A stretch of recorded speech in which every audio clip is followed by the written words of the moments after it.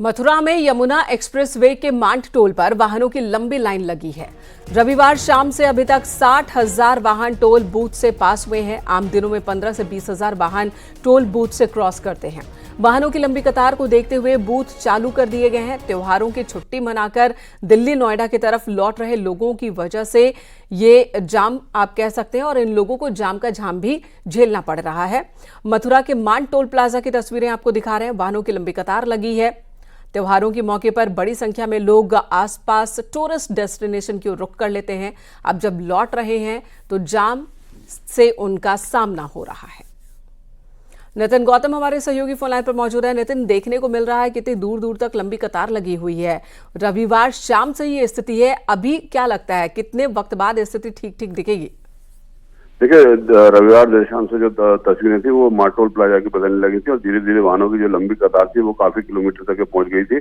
अगर हम बात करें तो आम दिनों में कम से 15 और 20 हजार जो गाड़ियां हैं टोल से पार होती हैं, लेकिन पिछले रविवार देर शाम से अगर हम बात करें तो 60,000 गाड़ियां अभी तक पार हो चुकी हैं और वाहनों की अभी भी लंबी कतार लगी हुई है, जिसको देखते हुए मार्ट जो प्राधिकरण है उसने जो है सारे जो टोल बूथ थे उनको चालू कर दिया है, जिससे कि जो वाहनों का जो दबाव है वो कम हो सके। और माना जा रहा है कि आज शाम तक के वाहनों की जो लंबी लाइन है उसमें कुछ रिलीफ मिलेगा। जी, और ज्यादातर जो वाहन है वो उत्तराखंड और पहाड़ों की तरफ से आने वाले ही लग रहे हैं।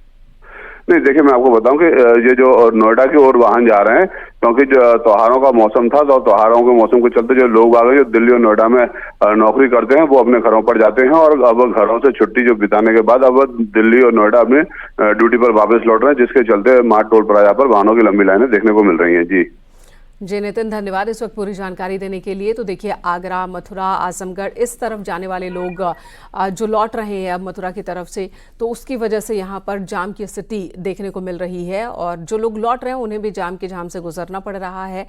और ये तस्वीरें देखिए, आज शाम तक स्थिति सामान्य हो जाने की उम्मीद है, क्योंकि दीपावली और उसके बाद वीकेंड 1-2 दिन की छुट्टी लोग और ले लेते हैं और उसके बाद अलग अलग डेस्टिनेशन का रुख कर लेते हैं। लौटते वक्त जाम की स्थिति बन रही है।